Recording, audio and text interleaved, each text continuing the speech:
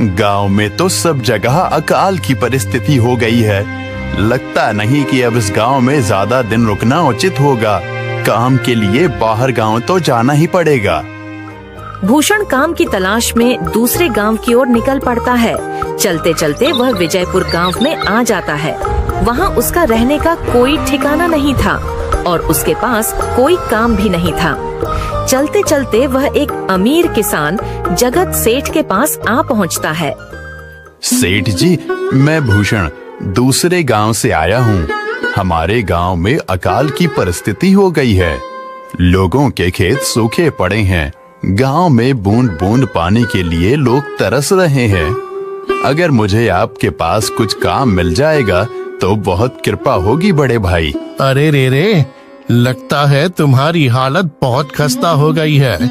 ठीक है, वैसे मेरे पास एक काम तो है, पर लगता नहीं कि तुम वो कर पाओगे। सेठ जी, आप चिंता ना करें। मुझे आप कोई भी काम दे सकते हैं। मैं वो काम पूरी मेहनत और ईमानदारी से करूँगा।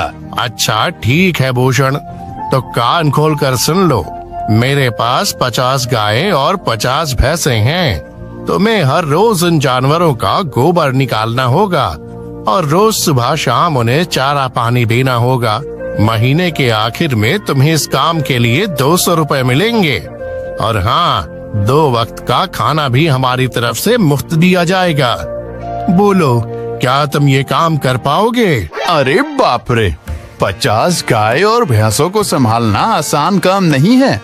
पर अब मैं कुछ कर भी तो नहीं सकता और ऊपर से सेठ जी 2 वक्त का खाना भी दे रहे हैं। ठीक है सेठ जी, मैं ये काम कर लूंगा, पर एक विनती है।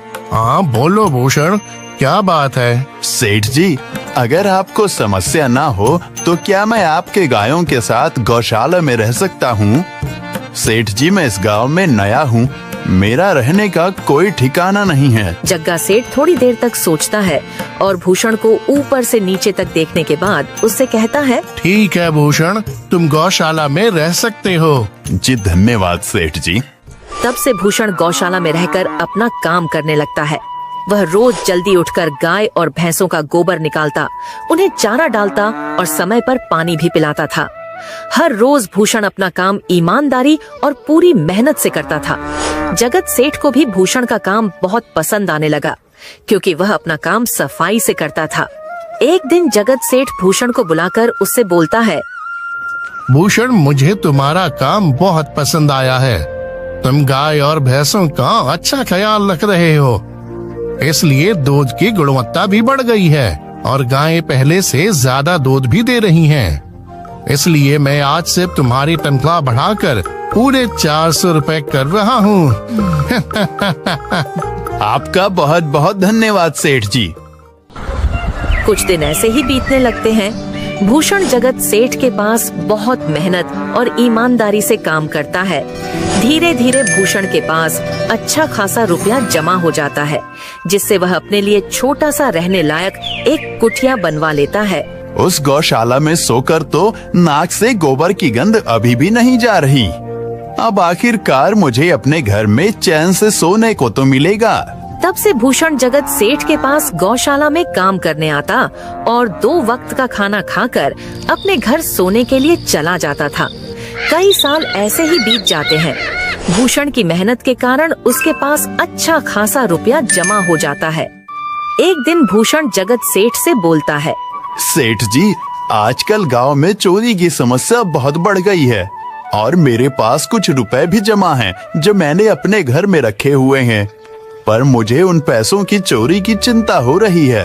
आपको तो पता है कि मैं दिन भर आपके पास ही काम करता हूँ और सिर्फ रात में ही घर सोने जाता हूँ, इसलिए मुझे रोज उन पैसों की चोरी की चिंता सताती है। हाँ भूषण, तुम बात तो बिल्कुल सही कह रहे हो।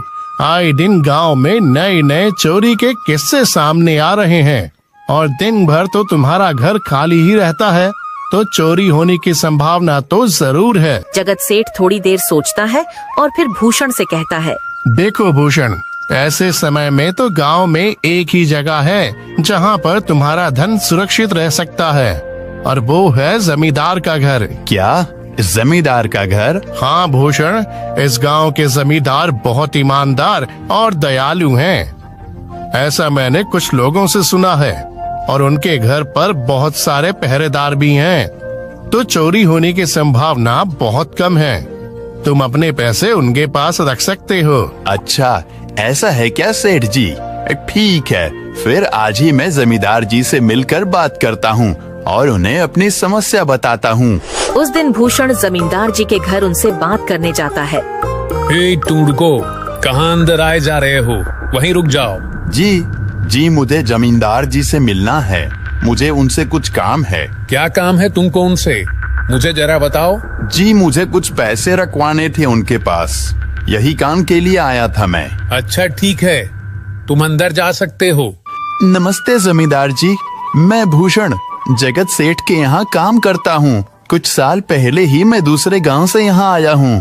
अच्छा भूषण, बोलो तुम्हारा क्या काम है मेरे पास? जमींदार जी, मैं सालों से जगत सेठ के पास काम कर रहा हूँ और मैंने कुछ रुपए भी जमा कर लिए हैं, पर बात यह है कि गांव में चोरी की समस्या बहुत बढ़ गई है, तो मुझे अपने रुपए घर में रखने से डर लग रहा है। अच्छा, कितने रुपए जमा किए हैं तुमने? जमींदार जी, यही कोई 5 से 6 हजार रुपए होंगे मेरे पास। वाह, ये तो बड़ी रकम है। मैंने आपकी ईमानदारी के बारे में लोगों से बहुत सुना है, इसलिए मैं अपनी रकम आपके पास कुछ वक्त के लिए रखने आया हूँ। हाँ भूषण, तुमने बिल्कुल सही सुना है। तुम्हारी रकम मेरे पास पूरी तरह से सुरक्षित रहेगी। तुम अब चिंता ही छोड़ दो, मैं सब देख लूंगा। भूषण अपने पैसों की थैली जमींदार को दे देता है। ये पूरे 5,800 रुपए हैं, आप गिनकर देख लीजिए। गिनने की क्या जरूरत है? तुम तो जगत सेठ के आदमी हो, मुझे तुम पर पूरा विश्वास है।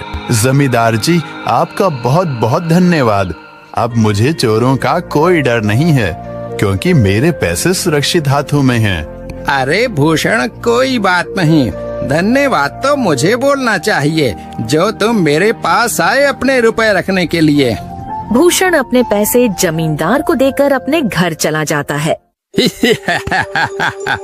हाँ भूषण, तुम्हारे पैसे मेरे हाथों में ही अच्छे लगते हैं। ऐसे ही भूषण ईमानदारी और मेहनत से जगत सेठ के यहाँ काम कर रहा था। देखते ही देखते 2 साल ऐसे ही बीत जाते हैं।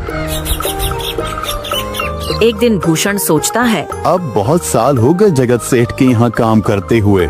वैसे सेठ जी तो बहुत अच्छे इंसान हैं, पर सोच रहा हूँ कि खुद की जमीन लेकर उस पर मेहनत करूँ, तभी मैं बड़ा आदमी बन सकता हूँ। अब जो मेरे पास थोड़े कुछ पैसे हैं और जो जमींदार के पास कुछ पैसे संभालने के लिए दिए हैं, वो जमा करके थोड़ी जमीन खरीद लूंगा। आज ही जमींदार से मिलने जाता हूँ और अपने रुपए मांगता हूँ। ये सोचकर भूषण जमींदार जी के घर चला जाता है। जमींदार जी, मैं अपने रुपए वापस लेने आया हूँ। आपके पास मैंने 5,800 रुपए दिए थे संभालने के लिए। अरे भाई साहब, मैंने पहचाना नहीं आपको, वैसे कौन हो आप? अरे जमींदार जी, मैं भूषण हूँ। पिछले साल मैंने आपको पैसे संभालने के लिए दिए थे, याद आया कुछ? अरे भाई साहब, मेरे पास कितने सारे लोग आते जाते हैं पैसे रखने के लिए, और सभी के साथ मेरा अच्छा व्यवहार होता है। वैसे आपके पास कोई कागजात हैं क्या? क्योंकि मैं हर व्यक्ति से कागज पर ही व्यवहार करता हूँ। किसने कितने पैसे दिए, किसके कितने पैसे रखे हैं, सबका व्यवहार रहता है मेरे पास। जमींदार जी, ये आप क्या बात कर रहे हैं? आपकी ईमानदारी देखकर ही मैंने आपको पैसे दिए थे संभालने के लिए, और आप अब ऐसी बातें कर रहे हैं। कृपया करके मेरे पैसे मुझे वापस कीजिए। हाँ भूषण, मैं ईमानदारी से ही काम करता हूँ, इसलिए तो तुमसे मैं डॉक्यूमेंट्स मांग रहा हूँ। क्या तुम्हें पता नहीं, जब तुम किसी से पैसों का व्यवहार करते हो तो तुम्हें स्टाम्प पेपर पर लिख कर देना पड़ता है। तुम किसी से भी पूछ सकते हो। नहीं जमींदार जी, मैं आपके पैर पड़ता हूँ, कृपया करके मेरे रुपए मुझे दे दीजिए। बड़ी मेहनत से मैंने वो पैसे जमा किए थे, मुझ पर ऐसा अन्याय ना करें। अरे क्या ये झूठ मूठ का रोना धोना लगाया है? लगता है तुम ढोंगी हो और मेरी ईमानदारी और भोलेपन का फायदा उठाकर मुझसे ये रुपए लेने आए हो। रुक, तुझे अभी सबक सिखाता हूँ। जमींदार अपने आदमियों को बुलाकर भूषण की पिटाई करने को कहता है। इसे तब तक मारो जब तक ये बेहोश ना हो जाए। इस 2 कौड़ी के आदमी ने मेरी ईमानदारी पर सवाल उठाया है, इसे छोड़ना मत। जमींदार के आदमी भूषण को डंडे से खूब मारते हैं। फिर भूषण दुखी होकर अपने घर चला जाता है। भूषण के शरीर पर घाव के निशान स्पष्ट दिखाई दे रहे थे।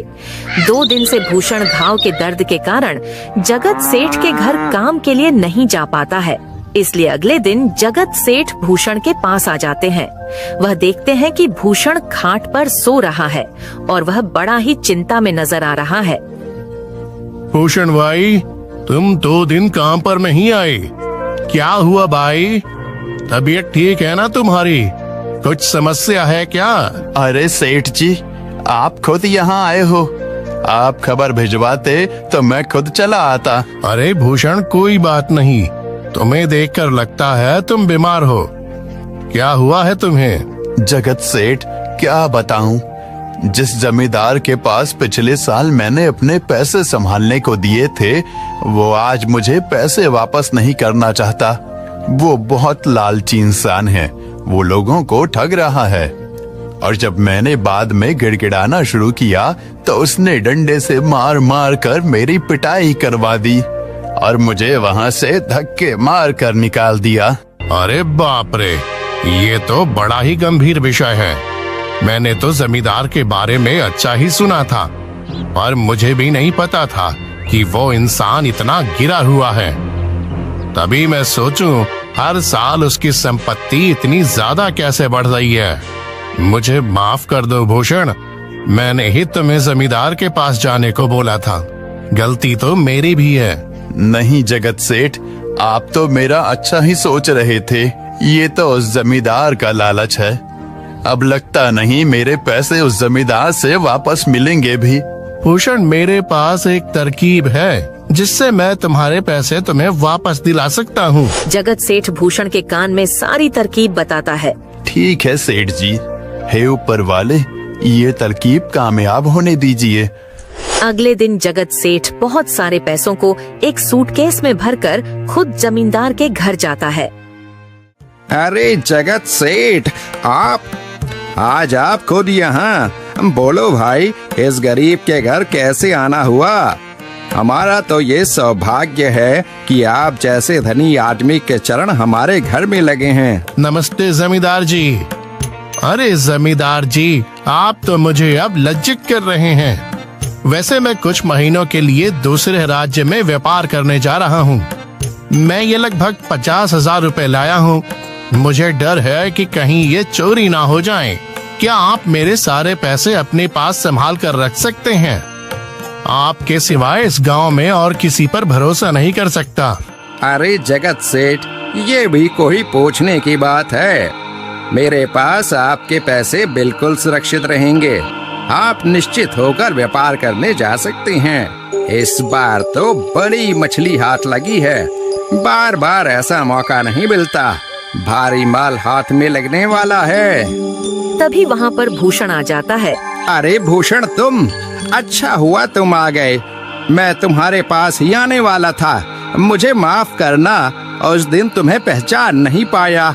इतने सारे लोग मेरे पास आते हैं तो जरा परेशानी होती है, पर मैं अपनी बातों का बड़ा पक्का हूँ। हाँ रुको, मैं तुम्हारे सारे पैसे अभी देता हूँ। जमींदार भूषण के सारे पैसे उसे लौटा देता है। माफ करना भूषण, मेरे आदमियों ने तुम्हारे साथ उस दिन बदतमीजी की। मैं आज ही उनको काम से निकालता हूँ। भूषण बिना कुछ बोले वहाँ से चला जाता है। अरे क्या बात है जमींदार जी, आप तो अपनी बातों के बहुत पक्के हैं। तो ठीक है, मैं अपने सारे पैसे आपके पास रख सकता हूँ। जगत सेठ इतना बोल ही रहा था कि तभी वहाँ जगत सेठ का नौकर आ जाता है।